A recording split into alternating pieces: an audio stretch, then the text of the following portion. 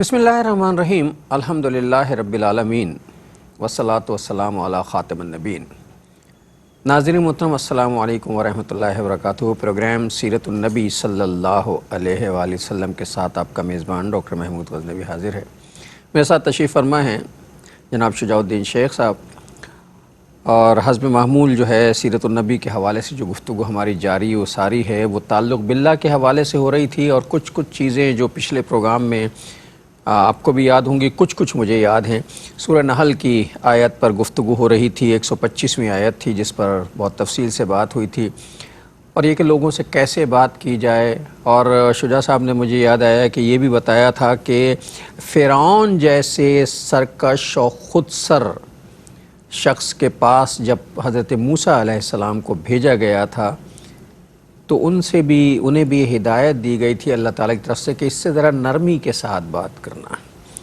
गोया बोलने के ज़बान इस्तेमाल करने के लिए, बोलने के लिए हमें लबो लहजा और अपना अंदाज़ और गुफ्तगू और अल्फाज का इंतखाब, इसका ख़याल रखना बहुत ज़रूरी है, वरना अपनी बात दूसरे तक मुंतकिल करना ज़रा मुश्किल हो, ज़रा नहीं बल्कि बहुत मुश्किल हो जाता है। और अल्लाह ताला ने ये सारे तरीक़े हमें सिखा दिए।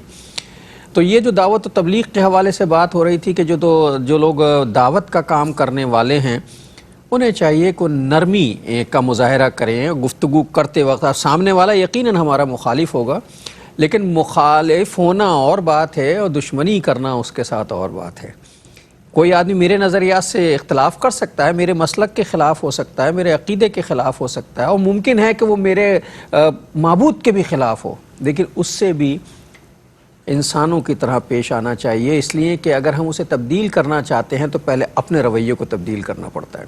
तो इसी हवाले से और बहुत सी बातें जो हैं वो हो रही थी। हम शुजा साहब ज़ाहिर है रिकैप देंगे तो बहुत सी और बातें जो मेरे जहन से महव हो गई हैं वो हम शुजा साहब से पूछ लेते हैं, फिर आगे चलेंगे। अस्सलाम वालेकुम। वालेकुम अस्सलाम वरहमतुल्लाहि वबरकातुहू। खैरियत है? अल्हम्दुलिल्लाह, आप खैरियत से हैं? अल्हम्दुलिल्लाह, अल्लाह का शुक्र है। ये एक बात बस मुझे याद रही है पिछले प्रोग्राम की। नहीं, इस एक बात में बहुत सारी बातें याद आ गई माशाअल्लाह आपको। शुरू करते हैं इंशाअल्लाह। जी, बिस्मिल्लाहिर्रहमानिर्रहीम। अल्लाहुम्मा सल्लि अला मुहम्मद व अला आलि मुहम्मद व बारिक वसल्लिम। गुज़िश्ता कुछ नशिस्तों में हम बात कर रहे थे वाद व नसीहत के ताल्लुक़ से, और उसके बारे में कुरान हकीम की हिदायत और नबी अकरम सल्लल्लाहु अलैहि व आलिहि वसल्लम के मुख्तलिफ़ असालीब जो आपने वाद व नसीहत इख्तियार की, उन पर हम कलाम करते आए हैं। सूरह नहल की आयत नंबर 125 ज़ेर गुफ्तगू रही, जिसमें दावत पेश करने के हवाले से 3 मुख्तलिफ़ जहतों का या लेवल्स का जिक्र था। एक है हिकमत और दलाइल के साथ गुफ्तगू करना माशरे के ज़हीन तबक़ात के साथ, एक है मौइज़ा हसना उम्दा वाद व नसीहत के ज़रिए, ये अवाम उन्नास का मामला होता है कि जिनको सादा अंदाज में हमदर्दी के जज्बे के साथ बात पेश की जाए तो वो कबूल करते हैं। और एक तबका होता है कि जो मैं ना मानू की रट लगाए बैठा होता है, ना खुद मानता है ना मानने वालों को मान कर आगे चलने देता है, ना खुद खेलता है, ना वो जो कहते हैं ना खुद खेलेंगे ना दूसरों को खेलने देंगे।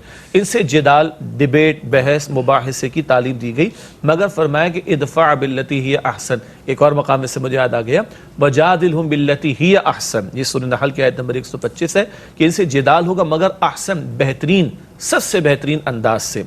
उसके ज़ेल में ये बात चली कि मूसा अलैहिस्सलाम को फ़िरौन की तरफ भेजा गया। फ़िरौन जैसा जालिम और जाबिर, खुदाई का दावा करने वाला, वो जुल्म की इंतहा पर, जबर की इंतहा पर, सरकशी के इंतहा पर, और सैयदना मूसा अलैहिस्सलाम अल्लाह के प्यारे पैगम्बर हैं और जलील क़दर रसूल हैं, और गैरत दीनी का मामला बहुत बड़ा है उनके अंदर अल्हम्दुलिल्लाह। तो कहाँ मूसा अलैहिस्सलाम जैसी पुरजलाल शख्सियत, गैरत दीनी के मामले में जलाल का मामला, और कहाँ फ़िरौन की सरकशी का आलम। मगर उनको और जनाब हारून अलैहिस्सलाम को जब अल्लाह ताला भेज रहा है, फरमा रहा है फ़क़ूला लहू क़ौलन लय्यिना, कि तुम दोनों नरमी से बात करना। फिर हुरूफ लीन पर भी हमने बात की थी, वो हुरूफ जो नरमी से अदा किए जाते हैं, बा वाव ज़बर बऊ, बा या ज़बर बई, ये हमारे बच्चों को भी और हम सबको भी याद है कि हुरूफ लीन कहलाते हैं, इनको नरमी से पढ़ना।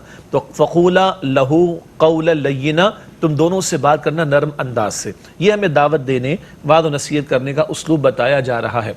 वैसे एक बात मुझे भी ख्याल आ रहा था, एक मौका आया है जब मूसा अलैहिस्सलाम ने तुर्की ब तुर्की भी जवाब दिया, उसकी भी ज़रूरत पेश आती है। کبھی دعوت کا مرحلہ ہوتا ہے، کبھی تنبیہ کی انتہا کا موقع بھی آتا ہے، اور کبھی جنگ بھی ہوتی ہے، جیسے حضور نے بدر کے میدان میں تلوار بھی بلند کی ہے صلی اللہ علیہ وسلم۔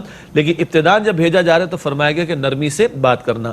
پھر ہم نے ذکر کیا کہ قرآن حکیم میں سورۃ الانعام میں مشرکین کے جھوٹے معبود و بتوں کے بارے میں کہا کہ نفی کرو، یہ غلط ہے، یہ شرک حرام ہے، لیکن ان کے بارے میں اشتعال انگیز زبان اختیار نہ کی جائے، یعنی کہیں پلٹ کر وہ تمہارے معبود برحق کو برا نہ کہیں، اس پر توجہ دلائی گئی۔ وہ حدیث مبارک حوالے کے طور پر سمجھانے کے لیے پیش کی گئی، بخاری شریف کی روایت ہے کہ بدترین آدمی وہ ہے جو اپنے والدین کو برا کہے، گالی دے۔ کیسے بھلا کہ ایک شخص دوسرے کے والدین کو برا بھلا کہتا ہے، وہ پلٹ کر اس کے والدین کو برا بھلا کہتا ہے، گالیاں دیتا ہے، تو اپنے ماں باپ کو گالیاں دلوانے میں خود اس کا قصور ہوا۔ اس اصول کو بھی ہم نے سمجھا تھا۔ پھر ایک اور ذکر ہمارے سامنے یہ آیا، آج ہم معاشرے میں اہل دین کو دیکھتے ہیں، بعض لوگوں کو، پورے تمام دینداروں کی ہم بات نہیں کر رہے، لیکن کچھ مرتبہ مذہبی طبقات میں اور خاص طور پر سوشل میڈیا کے اوپر جو زبان استعمال ہو رہی ہے، اور ایک طرف کے طبقے کے افراد دوسرے طرف کے طبقے کے بارے میں، یا ایک مکتب فکر کے افراد اپنے قائدین کی حمایت اور دوسرے کے قائدین پر کیچڑ اچھالنے میں انتہائی آگے جاتے ہیں، پلٹ کر وہ بھی یہ کام کر رہے ہوتے ہیں۔ اللہ کی پناہ، اسی کو تو کہا گیا، بتوں کو بھی گالیاں دینے سے منع کیا گیا۔ وہ تو بتوں کو، ہاں جی، وہ تو بت ہیں، یہ تو پھر انسان اور کلمہ گو ہیں، کلمہ گو ہیں، پھر دینی مکتب فکر سے تعلق رکھتے ہیں، اس کے بارے میں اشتعال انگیز زبان سے بچنا چاہیے۔ پھر ہم نے زبان کی جو تباہ کاری ہے اس پر کلام کیا۔ یہی زبان ہے، حدیث میں آتا ہے کہ سب سے زیادہ جو شاید لوگوں کو جہنم میں لے جانے والی ان کی زبان کا غلط استعمال ہے۔ حدیث میں آیا کہ تم مجھے زبان و شرمگاہ کی حفاظت کی ضمانت دو، میں تمہیں جنت کی ضمانت دیتا ہوں۔ حدیث میں ہے کہ جو اللہ اور آخرت کے دن پر ایمان رکھتا ہے اسے چاہیے کہ خاموش رہے یا خیر کی بات زبان سے نکالے۔ حدیث میں آتا ہے کہ جو خاموشی اختیار کرے گا وہ نجات پا جائے گا۔ کسی کی آبرو سے کھیلنا، کسی پر کیچڑ اچھالنا، گالیاں دینا، بد کلامی کرنا، اس کی عزت سے کھیلنا، یہ حرام ہے۔ عرفہ کا دن، ذی الحجہ کا مہینہ اور حرم کی حدود مقدس، ٹھیک ہے، جیسے ان کی حرمت ہم پر واجب ہے، اسی طرح مسلمان کی جان اور مال اور آبرو کی حرمت کو پامال نہ کیا جائے، یہ بھی ہم پر لازم ہے۔ تو اس طرح کیچڑ اچھال کر دوسرے کی حرمت کو پامال کیا جا رہا ہوتا ہے، اس پر بھی ہم نے درد دل جو ہے یہاں پر پیش کرنے کی کوشش کی تھی۔ یہ وہ بہت سارے پہلو تھے جس پر ہم نے پچھلی مرتبہ کلام کرنے کی کوشش کی تھی۔ دعوت کا کام، وعظ و نصیحت کا کام، اس کے تناظر میں یہ دعوت و نصیحت کا کام جو ہے یہ ذرا مشکل کام ہے۔ ہر آدمی آپ کی بات سے متفق نہیں ہو سکتا، فطری تقاضے ہیں انسان کے، نہیں ہو سکتا، اس کے اپنے عقائد ہیں، اس کے اپنے مسائل ہیں، اور کسی کے عقائد کو تبدیل کرنا اتنا آسان نہیں ہوتا، بہت مشکل کام ہے۔ مباحثہ جو ہے وہ سہل طریقے سے، آسان طریقے سے، نرمی کے ساتھ، مطلب یہ نہ ہو اور مطلب و مقصد یہ نہ ہو کہ علمی برتری جتائی جائے، اپنے مطالعے کا زوم ہو، میں تو بہت پڑھا لکھا ہوں اور میرا تو علم، یہ کہ ہم میں سے اکثر لوگ ہیں بھائی تمہیں آتا کیا ہے، دو کتابیں پڑھ کے بیٹھے ہو۔ یہ اصل میں جہالت کی مثال ہے۔ اگر آپ نے 100 کتابیں پڑھی ہوئی ہیں تو آپ نے کیا سیکھا ان کتابوں سے، اگر آپ نے سامنے والے کو کم مطالعے کا طعنہ دے دیا؟ تو اپنے مطالعے پر زوم کرنا اور اللہ کی رضا اور مخلوق کی بھلائی کو نظر انداز کرنے، دعوت کا کام خالصتاً اللہ کی رضا کے لیے اور مخلوق کی بھلائی کے جذبے کے تحت کیا جائے تو پھر یہ ساری چیزیں آہستہ آہستہ خود ہی ہو جاتی ہیں۔ مطلب جس طرح علم سیکھنا ثواب ہے، اسی طرح لوگوں کو سکھانا بھی ثواب ہے۔ جی جی، یہ بہت ضروری ہے کہ لوگوں کو جو مجھے آتا ہے وہ میں دوسروں کو سکھاؤں۔ اب اس سے ایک اور جہت ہمارے سامنے آتی ہے۔ البتہ آپ کی گفتگو کے دوران میں کچھ اللہ تعالیٰ نے مجھے یاد دہانی کرائی، ہم نے عقل اور نقل کے حوالے سے بھی تھوڑی سی بات کی تھی، اور وہ بات کہ جناب عقل بھائی عقل کو استعمال کرنا چاہیے مگر اس کی اوقات میں رکھ کر۔ پھر ہم نے ایک مسئلہ بیان کیا تھا، سادہ مسئلہ ہے، موضوع پر مسا جو ہے وہ اوپر سے ہوتا ہے، حالانکہ موضع جب پہنتے تو پیر نیچے سے گندا ہوتا ہے۔ امام ابو حنیفہ رحمۃ اللہ علیہ کے تعلق سے بھی ذکر کیا تھا، وہ فرماتے بھائی عقل نیچے ہے اور نقل اوپر۔ نقل وحی کی تعلیم ہے جو کتاب و سنت کی روشنی میں آج ہمارے سامنے، یا کتاب و سنت کی صورت اور اس کی روشنی میں ہمارے پاس موجود ہے، ہم نے اس پر بھی کلام کیا۔ اور پھر آخری بات جو اللہ تعالیٰ نے یاد دلا دی مجھے وہ یہ تھی کہ اللہ سبحانہ و تعالیٰ ابراہیم علیہ السلام کو فرماتا اپنے بیٹے اسماعیل کو علیہ السلام اپنے ہاتھ سے ذبح کر دو۔ اب یہ عقل میں آنے والی بات، عقل میں آنے والی بات تو نہیں، 100 برس کا بوڑھا اکلوتا بیٹا اس باپ کو اللہ نے عطا فرمایا اور اپنے ہاتھ سے وہ چھری پھیر دے، ہاؤ کم؟ مجھے معاف کیجئے گا، اجازت دیجئے میں یہ جملہ عرض کروں، از اٹ لاجیکل؟ کیا اس عقل میں آنے والی بات ہے؟ مطلب دنیا کے کسی بھی پڑھے لکھے ان پڑھ آدمی کی عقل سے بالاتر ہے۔ بالاتر تو بڑا خوبصورت جملہ کسی نے کہا کہ the commandment of Allah subhanahu wa ta'ala is beyond logic, rather commandment of Allah subhanahu wa ta'ala would decide what is logical and what is illogical, یا what is beneficial or not. ہماری عقل معیار نہیں ہے, اللہ کی وحی معیار ہے. ورنہ کوئی بتا دے, ہمیں تو سمجھ نہیں آتی کہ کیسے ایک باپ کو اللہ تعالیٰ فرما رہا ہے کہ اپنے بیٹے کو ذبح کر دو, اور بڑھاپا ہے, اکلوتا بیٹا, بڑھاپے کا ظاہری اعتبار سے واحد سہارا, اور وہ چھری پھیرنے کو تیار اور بیٹا ذبح ہونے کو تیار. اللہ اکبر کبیرہ. واہ واہ کیجئے جو اللہ کا حکم ہے, آپ مجھے صابرین میں سے پائیں گے. ہاں, اور چھری چلا دی اپنی دانست میں, چلانے کو تیار ہے, چلا ہی رہے ہیں. تو اللہ تعالیٰ نے برودیہ قد صدقت رؤیا ابراہیم, تم نے تو خواب سچ کر دکھایا اور ہم نے تمہیں محسنین میں شمار کر دیا. اور پھر مشہور واقعہ ہے کہ جندت سے ایک مینڈا آیا, اس کے اوپر چھری پھری ہے, اور اسماعیل علیہ السلام کو اللہ تعالیٰ نے محفوظ رکھا, اور وَتَرَكْنَا عَلَيْهِ فِي الْآخِرِينَ, اسی سنت کو بعد میں جاری کر دیا, جو آج عید قرباں کے موقع پر مسلمان سنت ابراہیمی کی یاد میں قربانیاں پیش کرتے ہیں. یہ فیضان نظر تھا یا یا کہ مکتب کی کرامت تھی, سکھائے کس نے اسماعیل کو آداب فرزندی. اللہ کے کا کرم دیکھیے اور اللہ کی اپنے بندوں پہ رحم دیکھیے. اگر فرض کیجئے کہ حضرت ابراہیم علیہ السلام ذبح ہو جاتے, اسماعیل علیہ السلام حضرت اسماعیل علیہ السلام حضرت ابراہیم علیہ السلام کے ہاتھوں ذبح ہو جاتے, اور اللہ جو ہے یہ امتحان پورا ہی کر دیتا, اللہ اکبر کبیر. تو ہم پہ کیا گزرتی, اور پھر ہمارے لیے تو لازم ہوتا ہے ہم یہ کریں. ہاں, جبکہ میں نے ذکر کیا تھا اس موقع پر پچھلے پروگرام میں کہ ہمارے تو معاملہ یہ ہے کہ ہمارا بیٹا, اس کی انگلی اگر دروازے کی جھرری میں آ جائے تو گویا ہمارے کلیجے پہ چھرا پھر جائے.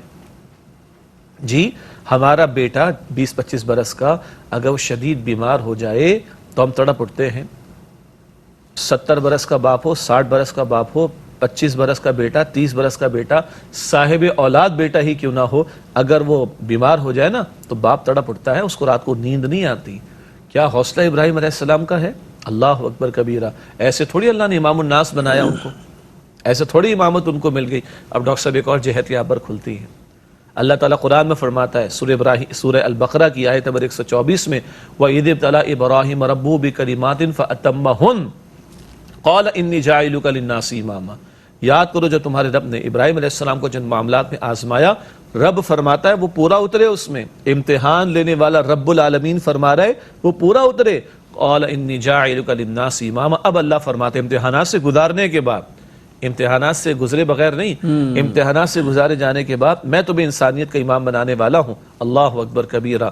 آج یہ امت ملت ابراہیمی پر ہے, طریقہ ابراہیمی پر ہے. آج دنیا کی امامت کے منصب پر اللہ نے ہمیں منتخب کیا ہے. ختم نبوت کے بعد, نبی مکرم صلی اللہ علیہ وسلم کی ختم نبوت کے بعد, تو کیا یہ امامت کا منصب بغیر قربانیوں کے مل جائے گا؟ آسانی سے مل جائے گا, اتنی آسانی سے مل جائے گا. ہم یہی سوچے بیٹھے ہیں, اور اس امامت کے منصب کو ہمیں آسانی سے ملا, یہ سوچتے سوچتے ہم خلافت کا منصب بھی کھو چکے. ایک وقفہ لیتے ہیں, پھر آ کے بات کرتے ہیں. السلام علیکم ورحمۃ اللہ وبرکاتہ. ویلکم بیک ناظرین. وقفے کے بعد پروگرام سیرت النبی صلی اللہ علیہ وآلہ وسلم میں آپ کا خیر مقدم. میں بات یہ ہو رہی تھی کہ اللہ تعالیٰ نے امامت حضرت ابراہیم علیہ السلام کو دی, تو حضرت ابراہیم علیہ السلام نے کیسی کیسی آزمائش, اور کوئی ایک آزمائش سے نہیں گزرے ہیں. اب بات سے بات نکلی ہے تو کچھ چیزیں, یہ تو بیٹے کو قربان کرنے والی آزمائش ہے. اس سے پہلے بھی ایک بہت بڑی آزمائش سے گزرے ہیں, جب اللہ تعالیٰ کے پیغام کو بتانے اور اس پہ استقامت قائم کرنے کے نتیجے میں نمرود کی آگ میں پھینکے گئے تھے. ڈالا جانا تھا ان کو, جی ڈالا جا رہا تھا ان کو. اچھا میں عرض کروں, اب بات تو کیونکہ بریک سے واپس بھی آ گئے ہیں تو اب کچھ موقع ہے ہمارے پاس کہ اسٹریٹ گفتگو ہو سکے. جو سورہ البقرہ کی آیت نمبر 124 کا میں نے ذکر کیا کہ کچھ معاملات میں اللہ نے ان کو آزمایا, تو وہ اپنی پوری آزمائش جو اللہ نے ان کو آزمایا سارے امتحانات میں پورا اترے. اس پہ پوری ایک داستان ہے حضرت ابراہیم علیہ السلام کی. ہمارے استاد محترم کا بڑا خوبصورت خطاب اس موضوع پر ہے کہ ابراہیم علیہ السلام کا اسوہ اور ابراہیم علیہ السلام کی آزمائشیں اور اسوہ ابراہیم, اس پر بڑا خوبصورت ان کا خطابچہ ہے.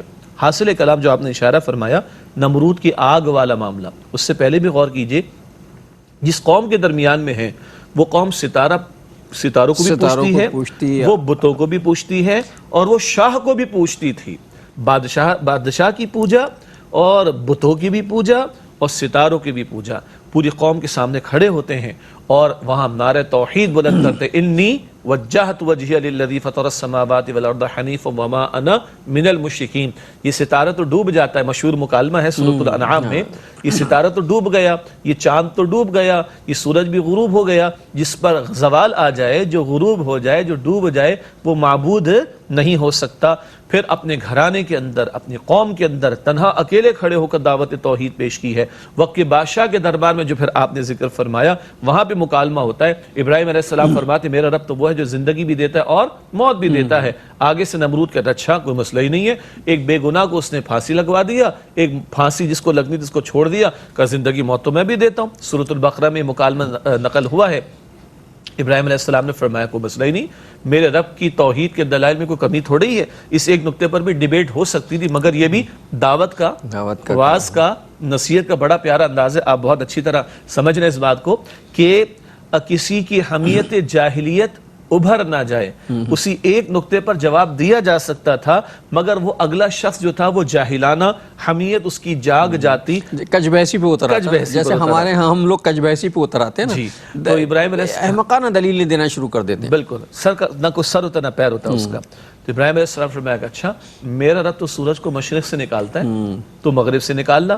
فبہت الذی کفر، تو وہ جو کافر تھا وہ مبہوت اور حیران و پریشان ہو کر رہ گیا، کیونکہ نمرود کو بھی پتا تھا اس کے باپ اور اس کے بھی باپ اور اس کے بھی باپ اور اس کے بھی باپ کے دور سے پہلے سے سورج مشرق سے نکلتا ہے، نکلتا چلا آ رہا ہے، اور اس کا باپ بھی نہیں بدل سکتا اسے. معاف کیجیے گا ناظرین، یہ بہت ہی میں نے بہت ہی عام اور بازاری قسم کا جملہ کہتے، بڑی معذرت ہے آپ سے، مگر میسج کلیئر ہو گیا.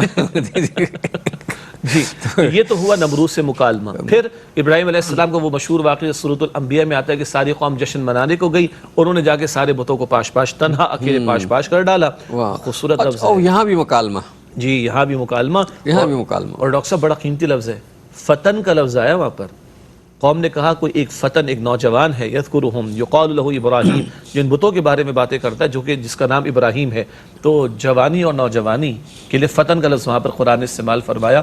تو اس جوانی کے جوش میں جو ایک اللہ نے صلاحیت رکھی ہے، اس کو حق و باطل کے مارکے میں حق والوں کو حق کی سربلندی اور باطل کی سرکوبی کے لیے استعمال کرنا چاہیے. فتن کا لفظ قرآن نے نوجوانی کی عمر استعمال کیا، جوانی کی عمر قرآن حکیم نے استعمال کیا. خیر، تو وہاں پہ ذکر آتا ہے کہ سارے بتوں کو توڑ دیا، ایک کے وہ سوائے ایک کے کندھے پہ رکھ دیا، کندھے پہ رکھ دیا، تاکہ قوم آ کے کہا پوچھو نا، پوچھو اس سے پوچھو، اس نے مارا ہے، اس نے مارا ہوگا، کندھے کے اوپر تو رکھا ہوا اس کے. کہا ابراہیم تم جانتے ہو بولتے نہیں ہیں. کہا اف لکم ولما تعبدون من دون اللہ، تف ہے تمہارا مکالمہ، تف ہے تمہارے اوپر اور ان پر جن کی تم پوجا کرتے ہو. یہ بول نہیں سکتے، یہ روک نہیں سکتے، یہ بڑا ان چھوٹوں کو بچا نہیں سکا ہے، اس کو تم نے خدا بنا کے رکھا ہوا ہے. اب یہ جو ہے قوم کی جاہلیت اور جو ہے وہ بھڑک اٹھی، نمرود کی بھی جاہلیت بھڑک اٹھی کہ اب آگ جو ہے وہ روشن کرو. بڑی سی آگ جلانے کا اہتمام کیا گیا اور بے خطر کود پڑا آتش نمرود میں. عشق عقل ہے محو تماشائے لب بام ابھی. ابراہیم علیہ السلام اللہ کی محبت میں اور اللہ سبحانہ و تعالیٰ کی رضا کے حصول کے لیے اللہ پر توکل کے اس آگ میں داخل ہونے کو تیار. اور اللہ کو یاد اتنی پسند آئی ہے کہ قلنا یا نار کونی بردن وسلاما علی ابراہیم، اے آگ تو ٹھنڈی ہو جا اور سلامتی والی ہو جائے ابراہیم علیہ السلام کے لیے. اللہ کے کلام کے الفاظ دیکھیں، بہت زیادہ ٹھنڈک بھی پریشانی کا باعث ہو، تکلیف بہت کا زیادہ باعث، گرمی بھی تکلیف کا ہے، بردم و سلام. ہاں ٹھنڈی بھی ہو جائے اور اتنی ٹھنڈک والا معاملہ کہ سلامتی ہو جائے. یہاں بھی ایک بڑا، معاف کیجئے گا نقطے سے نقطے آتے سامنے. آگ جلاتی ہے نا، ہمارا ایمان ہے کہ اللہ کے حکم سے جلاتی ہے. اللہ نہ چاہے تو آگ جلا نہیں سکتی، چھری کاٹتی ہے لیکن حضرت اسماعیل کے گلے کو نہیں کاٹتی. جی پانی اپنے لیول کو مینٹین رکھتا ہے، ہاں، لیکن حضرت موسیٰ کے زمانے میں نہیں راستہ بنا دیتا ہے. تو یاد رکھنا چاہیے یہ فزیکل لاز کی آج کل بہت بات ہوتی ہے، اور مانتے ہی فزیکل لاز ہیں، مگر فزیکل لاز ہمارے لیے ہیں، اللہ کے لیے نہیں. اللہ تعالیٰ نے ان لاز کو بنایا ہے، اللہ تعالیٰ ان لاز، ان قوانین کا پابند نہیں ہے. تو وہ آگ ٹھنڈی ہو گئی اور سلامتی والی ہو گئی ابراہیم علیہ السلام کے لیے. پھر آپ کو پتہ ہے کہ گھر کو بھی چھوڑ دیا تھا انہوں نے، گھر بار کو چھوڑ کر انہوں نے ہجرت کر لی ہے. پھر آپ کو پتہ ہے وہ امتحان بھی آیا کہ جب اماں ہاجرہ سلام علیہا اور جناب اسماعیل کو چھوڑ کر چلے جا رہے ہیں اور بی بی ہاجرہ پوچھتی ہیں کہ اللہ کا حکم ہے، فرماتے اللہ سبحانہ وتعالیٰ حکم ہے. وہ اللہ کی بندی فرماتی ہیں کہ آپ چلے جائیے، اللہ تعالیٰ ہم کو ضائع نہ کرے گا، بیوی کو چھوڑ آنا، بچے کو چھوڑ آنا آنا، بے آبا زمین میں چھوڑ آنا، کتنا آسان ہے بیان کرنا. مطلب یہ بیان کرنا آسان ہے، تصور کرنا بھی مشکل ہے. یہ نا یہ تو مطلب ایک تنہا جوان نوجوان اور ساری قوم مخالف، جی، اور وہ اپنے ایکشن دکھا رہے ہیں. ایک اب اس کیفیت میں کہ چھوٹا سا بچہ ہے، معصوم سا، بیوی ہیں، اسے ایک ایسی جگہ چھوڑ آنا کہ جہاں مطلب آدمی کا دل دہل جائے یہ سوچ کے کہ جنگل بیاباں کیسے چھوڑا جا سکتا ہے. وہاں چھوڑ دیا، بالکل، اور کہا جی بیٹے کو ذبح کر دو، تو چلو کر دیتے.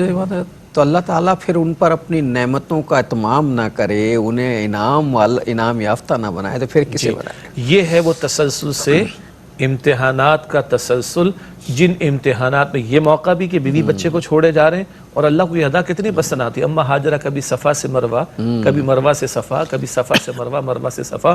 اللہ تعالیٰ نے زمزم کو جاری فرما دیا، سعی کے عمل میں ان اداؤں کو جاری کر دیا، اور حج کے مناسک میں ابراہیم علیہ السلام کے گھرانے کی مبارک اداؤں کو اللہ تعالیٰ نے جاری کر دیا. اور پھر امتحانات کی وہ انتہا جس پر ہم کلام کر چکے ہیں کہ اپنے بیٹے کو اپنے ہاتھ سے ذبح کر دو. اس سارے کے بعد اللہ تعالیٰ فرماتا ہے کہ انی جاعلک للناس اماما. البقرہ کی آیت نمبر 124. اے ابراہیم میں تمہیں تمام جہان والوں کے لیے امام بنانے والا ہوں. امام الناس بھی کہا، خلیل اللہ بھی کہا، اور ابو الانبیاء بھی قرار پائے. انبیاء کے والد، آپ کی نسل میں ہزاروں انبیاء علیہ السلام آئے.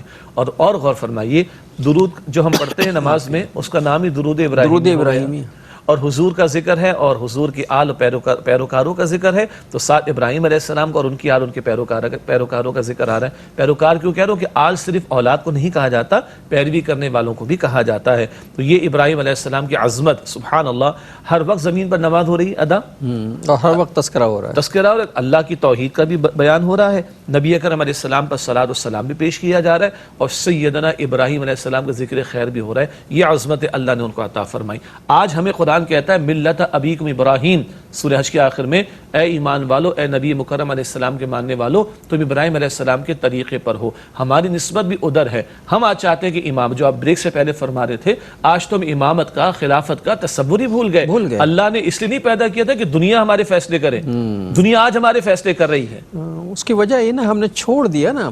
مطلب یہ شہادت گہے الفت میں قدم رکھنا ہے. لوگ آسان سمجھتے ہیں مسلمان ہونا. ہم نے بہت ہی سہل سمجھا، ہم نے لا الہ الا اللہ محمد رسول اللہ مسلمان ہو گئے بس. ہمارا اسلام، میرا اسلام یہ زبان تک رہتا ہے، حلق تک رہتا ہے، اور نیچے نہیں اترتا. اور اگر یہ نیچے اتر گیا ہوتا تو ہم ہر قربانی دینے کے لیے تیار ہوتے، اور آج وہاں نہ ہوتے جہاں کھڑے ہوئے ہیں. جی، اقبال کہتے ہیں نا کہ چومی گویم مسلمانم بلرزم. جب میں کہتا ہوں کہ میں مسلمان ہوں تو میں لرز جاتا ہوں کہ دانم مشکلات لا الہ را، کہ لا الہ الا اللہ کہنے کی مشکلات کیا ہیں. تو آج تو امت کا تصور ہی ختم ہو گیا. آج اب جو ہماری نسل پیدا ہو رہی ہے، یا گزشتہ ایک دو جنریشنز جو پیدا ہوئی اور اب جو پیدا ہو رہی ہے، ان کا خیال تو یہ کہ ہم تو بس محکوم ہی رہیں گے اور ہم تو غلام ہی رہیں گے. ہاں، ہمارے جسم شاید آزاد ہوئے، ہمیں کچھ زمینیں مل گئیں پچھلے 50 60 70 سال پہلے، سارے مسلم ممالک اکثر آزاد ہوتے چلے گئے، لیکن آج ہماری فکر، ہماری سوچ، ہمارے سسٹمز، ہماری قیادت، ہماری سیادت، ہمارے نظام، ہمارے قوانین وہ آزاد نہیں ہیں. ہمارے بجٹ آزاد نہیں ہیں. ہماری یوٹیلیٹیز کے جو ریٹس ہیں وہ آزاد نہیں ہیں. جی، قیمت بھی کسی کے کہنے پہ بڑھائی جائے گی. جی، کم تو ہوتی نہیں ہے کوئی. ہاں، وہ کم تو کوئی کروائے گا نہیں نا. تو جو بڑھوائے گا ہم بڑھا دیں گے. ہم تو یہاں ہیں. ہاں، اس کو ہم اس انداز سے کہنا چاہ رہے ہیں کہ یہ امت محکوم ہونے کے لیے، مظلوم ہونے کے لیے، مغلوب ہونے کے لیے اور پٹنے کے لیے اور دبنے کے لیے نہیں کھڑی کی گئی. اس امت کو تو اللہ کہتا ہے سورہ النور آیت نمبر 55 میں، وعد اللہ الذین آمنوا منکم وعاملوا الصالحات لیستخلفنہم فی الارض کما استخلف الذین من قبلہم. اللہ فرماتے جو لوگ تم میں سے ایمان لائے اور جنہوں نے نیک اعمال کیے، اللہ زمین میں ان کو خلافت عطا فرمائے گا، جیسے کہ پچھلے لوگوں کو اللہ تعالیٰ نے خلافت عطا فرمائی تھی. وہ زمانے میں معزز سے مسلمان ہو کر، وہ زمانے میں معزز سے مسلمان ہو کر، اور تم خار ہوئے تاریخ قرآن ہو کر. اللہ کے پیغمبر قرآن لائے صلی اللہ علیہ وسلم، صحابہ کرام کی تربیت آپ نے فرمائی رضی اللہ تعالیٰ عنہ اجمعین. اللہ کے پیغمبر نے قرآن کو عام کیا، صحابہ کرام نے تھاما، اس قرآن سے ان کی ایمان کی آبیاری ہوئی، وہ اللہ پر توکل کر کے کھڑے ہوئے، دنیا اللہ نے ان کے قدموں میں لا کر ڈال دی. اور آج ہمارا معاملہ کیا ہے؟ اقبال کا شعر تو آ گیا، حضور کی حدیث بھی سن لیجئے، ان اللہ یرفع بہذا الکتاب اقواما ویدع بہ آخرین، بے شک اللہ تعالیٰ اس قرآن کی بدولت قوموں کو عروج عطا کرے گا اور اس کو ترک کر دینے کی وجہ سے ذلیل اور رسوا کر دے گا۔ آج ہم بھول گئے کہ ہمیں اللہ تعالیٰ نے دنیا کو لیڈ کرنے کے لیے پیدا کیا تھا، دنیا کی قیادت کے لیے، سیادت کے لیے، امامت کے لیے پیدا کیا تھا، اور ہمیں کیا اللہ نے اجتماعی ٹائٹل دیا ہے؟ خلافت کے لیے پیدا کیا ہے۔ خلافت کا مطلب ہے اللہ کا نمائندہ بن کر اس کی زمین پر اس کے احکام پر عمل کرنا اور اس کے احکام کے نفاذ کی جد و جہد کرنا۔ یہ آج امت بھلا چکی ہے۔ اصل میں ہمارے اندر وہ کرج ختم ہو گئی، وہ کرج جو آتی ہے وہ اصل میں آتی ہے یقین کے ساتھ، ایمان کے ساتھ اور توکل کے ساتھ۔ جب تک ہم اللہ کی ذات پہ توکل نہیں کرتے وہ کرج آتی نہیں۔ کہ وقفہ لے لیں پھر آ کے بات کریں گے۔ السلام علیکم ورحمۃ اللہ وبرکاتہ، ویلکم بیک ناظرین۔ وقفے کے بعد پروگرام سیرت النبی صلی اللہ علیہ وآلہ وسلم میں آپ کا خیر مقدم ہے۔ یہ جو شجاع صاحب بھی ایک درد دل بیان کر رہے تھے، یہ ہم سب کا مسئلہ ہے، یہ درد ہمیں بھی اٹھتا ہے، لیکن ہماری غیرت ایمانی اتنی کمزور ہو گئی کہ یہ درد اٹھتا ہے اور بیٹھ جاتا ہے۔ میں خود ہی اٹھا تھا کہ میرا بیٹھ گیا دل، تو درد اٹھتا ہے تو دل بیٹھ جاتا ہے۔ یہ صورتحال اس لیے ہے کہ ہمارا توکل ختم ہو گیا۔ آج ہم لوگوں کے آگے دست نگر ہیں، لوگوں کے ہاتھ پھیلاتے ہیں اور یہ سمجھتے ہیں اگر وہاں سے نہیں ملا تو مر جائیں گے اور وہاں سے نہیں ملا تو مر جائیں گے، حالانکہ ہم بہت اچھی طرح جانتے ہیں کہ اللہ تعالیٰ نے ہمارے رزق میں اگر ایک چنے کا دانہ بھی لکھا ہے تو جب تک وہ میں کھا نہیں لوں گا میں مروں گا نہیں۔ میرا رزق لکھا جا چکا، میرے وسائل لکھے جا چکے، میری ساری چیزیں لکھی، کوئی ہمارا کیا بگاڑ سکتا ہے اگر ایک ہمارا حمایت کرنے والا موجود ہے۔ وہ نا کہ کیا غم ہے اگر سارا زمانہ ہے مخالف، کافی ہے اگر ایک خدا میرے لیے ہے۔ بس یہ تصور ختم ہو گیا۔ کافی ایک خدا اگر میرے لیے ہے، وہ ایک سجدہ جسے تو گراں سمجھتا ہے، ہزار سجدوں سے دیتا ہے آدمی کو نجات۔ سیرت کا پروگرام ہے، رسول پاک صلی اللہ علیہ وسلم کی تعلیم کو دیکھیں۔ اللہ کے رسول علیہ السلام نے فرمایا، بلکہ اس کا ایک پس منظر بڑا پیارا ہے۔ حضور کی حدیث ہے، البتہ ایک مرتبہ حضور کی دنیا سے چلے جانے کے بعد، تشریف لے جانے کے بعد، حضرت امیر معاویہ رضی اللہ تعالی عنہ نے اما عائشہ رضی اللہ تعالی عنہ کو ایک ریکویسٹ بھیجی کہ آپ مجھے کچھ وصیت فرمائیے۔ امیر معاویہ رضی اللہ تعالی عنہ حضرت اما عائشہ رضی اللہ تعالی عنہ کو ریکویسٹ بھیجتے ہیں کہ وصیت فرمائیے۔ تو اما عائشہ رضی اللہ تعالی عنہ نے حضور علیہ السلام کی حدیث لکھ کر بھیجی کہ اللہ کے رسول علیہ السلام نے فرمایا، جو مخلوق کو چھوڑ کر اللہ کی طرف ہو رہے، چھوڑنے سے مراد توکل اللہ کی ذات پر کر لے، مخلوق سے اپنے آپ کو بے نیاز کرے، توکل اللہ پر کر لے، اللہ اس کے لیے کافی ہو جائے گا اور مخلوق سے بے نیاز کر دے گا۔ برعکس کیا ہے؟ اور جو مخلوق پر توکل کرے، ہاں اللہ اس سے بے نیاز ہو جائے، مخلوق پر اعتماد کرے، مخلوق سے امیدیں رکھے، اللہ تعالیٰ اپنا ذمہ ہٹا لے گا اور اس کو مخلوق کے حوالے کر دے گا۔ حدیث شریف مکمل۔ اور مخلوق پھر اسے فٹ بال بنا دے گی۔ ہاں، در بدر کی ٹھوکریں وہ کھاتا رہے، مخلوق اسے فٹ بال بنا دے گی جیسے ہم بنے ہوئے ہیں۔ کوئی ٹھوکر مارتا ادھر چلے جاتے ہیں، وہ ٹھوکر مارتا ادھر چلے جاتے ہیں، وہ ہمارا اپنا کوئی سٹیٹس ہے ہی نہیں۔ اور یہ نہ ہونے کی بنیادی وجہ یہ ہے، جیسا کہ شجاع صاحب نے کہا، کہ جو تارک قرآن ہوئے ہم، اللہ ہمارے گناہوں کو اور ہمارے سیئات کو معاف کرے۔ مجھ سمیت ہم سب اس میں برابر کے شریک ہیں کہ ہم نے قرآن کو نظر انداز کیا، اور قرآن اگر ہم بہت توجہ سے دیکھتے اور رسول اللہ کی احادیث کا مطالعہ کرتے تو ہمارے اندر جو ایک کرج پیدا ہوتی نا، ایک جو اندر سے ایک آواز آتی اور جو ہمیں کھڑا کر دیتی، وہ آواز ختم ہو گئی، چونکہ ہمیں پتہ ہی کچھ نہیں ہے کہ کیا ہمارا اپنے رب پہ وہ ایمان مستحکم ہے ہی نہیں کہ ہمارا رب جو ہے وہ انہیں تو یہ 2000 کی فوج ہے، 10,000 کی یہ سپر پاور ہے، وہ ہوا کرے، میرے رب کی سپر پاور سے بڑی کی تو کوئی سپر پاور بھی نہیں ہے۔ سوال ہی پیدا نہیں ہوتا نا۔ قرآن کبھی کہتا ہے کہ ان الحکم الا للہ، حکم کا اختیار اللہ سبحانہ وتعالیٰ کے لیے۔ قرآن کہتا ہے وَهُوَ عَلَى كُلِّ شَيْءٍ قدیر، اللہ تعالیٰ ہر بات پر قادر ہے۔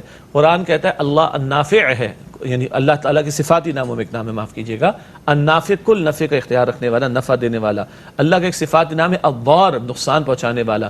ہم ہر اذان کو سنتے ہیں، اقامت کو سنتے پڑھتے ہیں لا حول ولا قوت الا باللہ. حی علی الصلاۃ کا جواب ہے نا، حی علی الفلاح کا، لا حول ولا قوت الا باللہ. اللہ کے سوا کسی کے پاس کوئی طاقت اور قوت نہیں. کل نفع نقصان کا مالک اللہ سبحانہ و تعالیٰ. ہر نماز کے بعد ہم پڑھتے ہیں، شعور کے ساتھ پڑھنا چاہیے ان کلمات کو. اللہم لا مانع لما اعطیت ولا معطی لما منعت ولا ينفع ذا الجد منک الجد. اے اللہ جو تو دینا چاہے کوئی روک نہیں سکتا، جو تو نہ دینا چاہے کوئی دلوا نہیں سکتا، اور اللہ تیرے اختیار کے مقابلے میں کسی کا اختیار کام آنے والا نہیں. اللہ کے رسول علیہ السلام نے حضرت عبداللہ بن عباس رضی اللہ تعالی عنہما ان کو وصیت کی، لڑکے تھے. حضور علیہ السلام فرمایا کہ جان لو ساری مخلوق مل کر تمہیں کوئی نفع پہنچانا چاہے نہیں پہنچا سکتی سوائے وہ جو اللہ تعالیٰ نے طے کر دیا، اور ساری مخلوق مل کر تمہیں کوئی نقصان پہنچانا چاہے نہیں پہنچا سکتی سوائے وہ جو اللہ تعالیٰ نے طے کر دیا. اللہ یہ یقین ہمیں عطا فرمائے. قرآن بتاتا ہے سورہ طلاق میں 28 سپارے میں، من یتوکل علی اللہ فہو حسبہ. جو اللہ تعالیٰ پر توکل کرے اللہ تعالیٰ اس کے لیے کافی ہو جائے گا. قرآن فرماتا ہے سورہ ال عمران آیت نمبر 160 میں کہ ان ینصرکم اللہ فلا غالب لکم. اگر اللہ تمہاری مدد فرمائے تو کوئی تم پر غالب نہیں آ سکتا. وَإِن يَخْذُلْكُمْ فَمَنْ ذَا الَّذِي يَنصُرُكُمْ مِنْ بَعْدِهِ. اگر اللہ اپنی مدد کا ہاتھ تم پر سے ہٹا لے، بتاؤ اس کے بعد کون ہے جو تمہاری مدد کرے گا؟ ویسی مدد ہوگی جیسے ہوتی ہے. ہم تمہاری مدد کریں گے جی، اور ڈوب جاتے ہیں، مدد کوئی نہیں ہوتی. اصل میں ایک کانسیپٹ تبدیل کر لیا جائے نا، صرف ایک کانسیپٹ ہم تبدیل کر لیں اپنا، ہمارے ذہن میں صرف ایک بات بیٹھ جائے کہ سپر پاور جو ہے، سپریم کمانڈ جو ہے وہ صرف اللہ تعالیٰ کی ذات ہے. سپر پاور کا تصور تبدیل کر دیں، ساری چیزیں خود بخود تبدیل ہو جائیں گی. قرآن حکیم جو فرعون کا قصہ بیان کرتا ہے تو یہ قرآن کہانی کی کتاب ہے معاذ اللہ. قرآن نمرود کا ذکر کرتا ہے تو کیا وہ کہانی کے لیے کرتا ہے؟ یہ سپر پاور اپنے دور کی ہے نا. تو قرآن حکیم ان واقعات کو عبرت کے لیے، سبق آموزی کے لیے، نصیحت کے لیے، ایڈمونیشن کے لیے عطا کرتا ہے. اور قرآن کہتا ہے اللہ کی کتاب کتاب ہدایت ہے. تو اللہ تعالیٰ دکھاتا رہا، قوم عاد ہے، قوم سمود ہے، پچھلی اور اقوام ہے، نمرود ہے، شداد ہے، اسی طرح فرعون ہو گیا، فرعون کا وزیر حامان ہو گیا. ان سب کا انجام قرآن حکیم ذکر کرتے ہیں ہمارے سامنے. کس لیے؟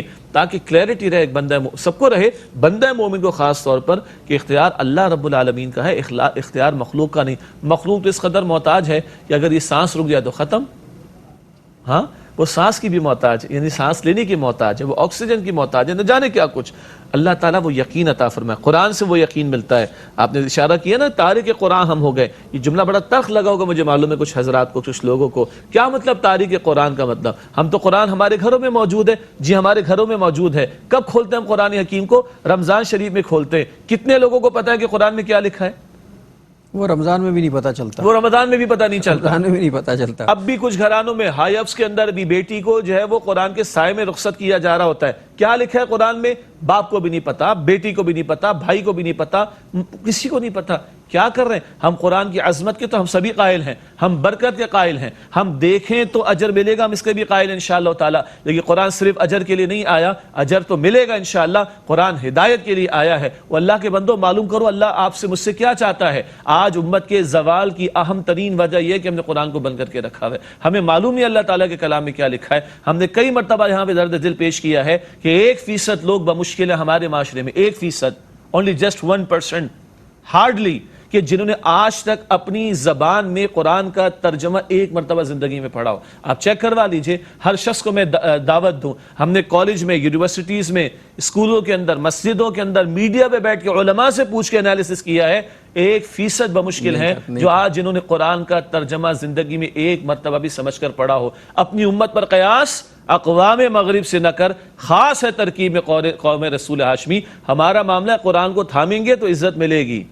کافر جتنا کفر کرے گا دنیا میں سب لے گا، آخرت میں کچھ نہیں ہے. یہ اصول ماننے والوں کے لیے. ہم ماننے والے قرآن کو مانیں گے اور قرآن کی مانیں گے، صاحب قرآن کو مانیں گے اور صاحب قرآن کی مانیں گے تو اللہ دنیا میں بھی عزت دے گا، اور ایسی عزت دے گا کہ قدموں میں دنیا ڈال کر دے گا. سیدنا عمر نے کہا اللہ اکبر کبیرہ. جب کپڑوں کا معاملہ آیا، یروشلم کا قبضہ لینے کے لیے جا رہے ہیں، اختیار لینے کے لیے جا رہے ہیں، تو ایک منزل تک غلام بیٹھتا ہے اونٹ کے اوپر اور دوسری منزل پر سیدنا عمر بیٹھتے ہیں. کیا اللہ اکبر، کیا شان ہے سیدنا عمر کی رضی اللہ عنہ. یروشلم قریب آ رہا ہے، اب بیٹھنے کی باری غلام کی آ گئی تو غلام نے بھی ہاتھ جوڑے، حضرت آپ بیٹھ جائیں. کہا کہ الدور دورک، باری تیری باری ہے. خلیفہ نکیل کو تھامے گا اور تو اونٹ پر بیٹھے گا. یہ عدل اور انصاف دنیا نے دیکھا. آگے خلیفہ سے کہتے ہیں ذرا کپڑوں کا تو کچھ خیال کر لیجئے, وہاں بڑے بڑے پادری بھی ہوں گے, بڑے بڑے ان کے ذمہ دار بھی ہوں گے. کہ عمر کو عزت اللہ نے کپڑوں سے نہیں دی ہے. یہ عمر وہ تھا کہ جس کو اونٹ چرانے نہیں آتے تھے, گھر والوں کی طرح سے سرزنش ہوا کرتی تھی. عمر کو عزت کپڑوں نے نہیں دی ہے, عمر کو عزت اسلام نے عطا کی ہے. عمر کو عزت اسلام نے عطا کی ہے. آج ہم بھول گئے. یہ بات ہمیں خیال ہی نہیں ہوتی. یہ جو سارے عزت کے معیار ہم نے بنائے ہیں, یہ عزت تو ہمیں اسلام کی وجہ سے ملی. اللہ کے کلمہ پڑھنے, اللہ کے رسول کا جو بھی دنیا میں عزت ہے اور جسے ہم برباد کر رہے ہیں. ورنہ دولت سے, مال سے نہ تو فرعون کو عزت ملی, نہ حامان کو عزت ملی, نہ شداد کو ملی, کسی کو بھی عزت نہیں ملی. عزت تو صرف انہیں ملی کہ جن کے گھر میں کھانے کو بھی نہیں تھا, جن کے پیروں میں جوتیاں بھی نہیں تھیں, جن کے کپڑوں پہ پیون لگے ہوتے تھے, جو اپنے ہاتھ سے کپڑوں میں پیون لگا کے اور جو دسترخوان پہ گرا ہوا لقمہ اٹھا کے کھاتے تھے. عزت تو اللہ نے انہیں دی. اور یہ جو حضرت عمر رضی اللہ تعالیٰ عنہ والا واقعہ ہے, یہ بھی کمال کا واقعہ ہے. اور اس کی بشارتیں موجود تھیں پہلے سے. یعنی چابیاں دینے والوں نے, سپر پاور چابی دیتے وقت کہتے ہیں کہ ہاں ہمیں یہی نشانی بتائی گئی تھی کہ ان کا جو امیر ہوگا وہ اونٹ پر لگام پکڑ کے چل رہا ہوگا, اس کا جو غلام ہوگا وہ اونٹ پہ بیٹھا ہوگا. تو اللہ نے اپنے محبوب کی نہیں, محبوب کے پسندیدہ اور ان کے فالوورز کی بھی قرآن میں تعریفیں, کہ صحابہ کرام کی تعریفیں قرآن میں. صرف قرآن میں نہیں, ابھی آپ کی بات کو آگے بڑھاتے ہوئے قرآن کہتا ہے کہ اللہ کے پیارے پیغمبر کے صحابہ کی نشانیاں تورات اور انجیل میں موجود ہیں. تو جو پادری موجود تھے انہوں نے اپنے بڑوں کو اپنے ذمہ داروں کو بتا دیا, یہی بشارت ہے. وقت کا خلیفہ ان کا آئے گا, مسلمانوں کا آخری پیغمبر کا آئے گا, تو وہ اونٹ کی نکیل پکڑے ہوگا. سیدنا صدیق اکبر ہوں, سیدنا عمر فاروق ہوں, سیدنا عثمان ہوں, سیدنا علی ہوں, صحابہ کرام رضی اللہ عنہ مجمعین کی مثالیں. قرآن کہتا ہے کہ ذالک مثل فی التوراۃ ومثلهم فی الانجیل. سورہ فتح کے آخر میں ان کی مثالیں تورات میں بھی, ان کی مثالیں انجیل میں بھی. جب پیارے صحابہ کرام کی مثالیں تورات اور انجیل میں ہیں, تو محمد مصطفیٰ صلی اللہ علیہ وسلم کی نشانیوں کے بیان کا معاملہ کس قدر بڑھ کر ہوگا تورات اور انجیل میں, اور آج بھی ہے اور قیامت تک رہے گا. جنہوں نے رسول اللہ کے پیغام کو ایکسیپٹ کیا, اس کے فالوور بنے, اس کی زندگیوں میں اپنے اس پیغام کا اپنی زندگیوں میں اطلاق کیا, پوری تاریخ انسانی اٹھا کے دیکھیے, ان کی عزت, ان کا مقام, ان کا مرتبہ جو ہے اس دنیا میں بہت ہی بلند رہا. اور صرف اس اپنے عہد میں بلند نہیں رہا, ہر آنے والے عہد کے لیے اللہ تعالیٰ نے انہیں زندہ جاوید کر دیا. آج جو ہم یہاں بیٹھ کر تذکرہ کر رہے ہیں 1400 سال 1500 سال پرانا, یہ ان کا زندہ جاوید ہو جانا, اور یہ اللہ کی طرف سے. اور آپ نے فرمایا کہ نام کس کا باقی رہا؟ آج کوئی ہے جو فرعون کا نام عزت سے لینا پسند کرے؟ ایک نہیں ملے گا. ایک بھی نہیں ملے. آج کوئی ہے جو ابو لہب کا نام عزت سے لینا پسند کرے؟ ایک نہیں ملے گا. امیہ بن خلف سیدنا بلال رضی اللہ تعالی عنہ کا آقا جو ہوا کرتا تھا, مالدار تھے سارے یہ لوگ, یہ ابو جہل, یہ ابو لہب, یہ امیہ بن خلف, یہ عتبہ, یہ شیبہ, وہ پیچھے فرعون, پیچھے شداد, پیچھے نمرود, پیچھے حامان, پیچھے قارون. کوئی ایک بھی ہے جو عزت سے نام لے؟ لیکن کتنے غیر مسلم ہیں جن کو صحابہ کرام کی عظمت کا اعتراف کرنا پڑتا ہے اور لکھنا پڑتا ہے کتاب 500 پیج کی اور ٹائٹل دا بلال. اللہ اکبر. میں اور آپ تو کہیں گے سیدنا بلال رضی اللہ تعالی عنہ. عزت تو یہ ہے کہ عربی میں مقولہ ہے الفضل ما شہدت به الاعداء. فضیلت تو یہ ہے, عظمت تو یہ کہ غیر بھی عزت سے نام لے اور غیر بھی عظمت کا اعتراف کرے. تو آج یاد رکھیے گا والعصر ان الانسان لفی خسر. قسم ہے تیزی سے گزرتے ہوئے زمانے کی, تاریخ بھی گواہ, زمانہ بھی گواہ, سارے کے سارے انسان خسارے میں. ابو لہب بھی خسارے میں ہو گیا, ابو جہل بھی خسارے میں ہو گیا, لیکن الا الذین آمنوا وعملوا الصالحات وتواصوا بالحق وتواصوا بالصبر. سوائے وہ جو ایمان لائے, جنہوں نے نیک اعمال کیے, جنہوں نے مل جل کر حق کی وصیت کی ایک دوسرے کو, جنہوں نے مل جل کر ایک دوسرے کو صبر کی وصیت کی, آخرت میں بھی کامیاب ہوں گے, دنیا میں بھی. ان کا عزت سے نام لیا جاتا ہے, مال والوں کا, اقتدار والوں کا, کفر پڑے رہنے والوں کا نام کوئی عزت سے نہیں لیتا. ناظرین, علم سیکھنا ہی ثواب نہیں ہے, علم سکھانا بھی ثواب ہے. جو چیزیں علم کی بنیاد پر حاصل کی ہیں انہیں دوسروں تک پہنچانا بھی ثواب ہے. اس پر انشاءاللہ اگلے پروگرام میں بات کریں گے. آج کے پروگرام کا وقت ختم ہو رہا ہے. میں چاہوں گا کہ آج کی حدیث ہدیہ کر دی جائے. اسی تسلسل میں مبارک فرمان نبی مکرم صلی اللہ علیہ وسلم کا جو بخاری شریف میں ہے, خیرکم من تعلم القرآن وعلمہ. تم میں سے بہترین لوگ وہ ہیں جو قرآن کریم سیکھیں اور دوسروں کو بھی سکھائیں. اور ناظرین محترم, اس کے ساتھ ہی ہمارے آج کے پروگرام کا وقت ختم ہوا. اگلے پروگرام تک کے لیے اپنے میزبان ڈاکٹر محمود غزنوی جناب شجاع الدین شیخ کو اجازت دیجیے. اللہ نگہبان. والسلام علیکم ورحمۃ اللہ وبرکاتہ.